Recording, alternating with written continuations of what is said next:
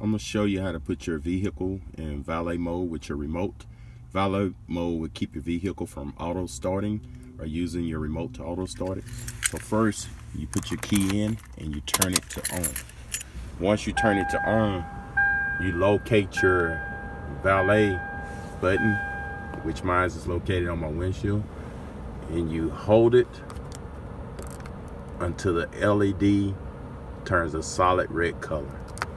And as you can see, my LED is a solid red.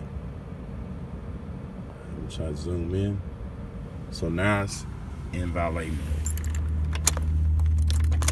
And to get it out of valet mode, you do the same thing. You turn it on. You locate your valet button. You hold it until the LED go out.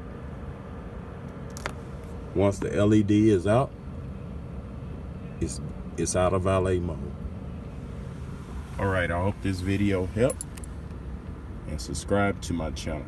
Thank you.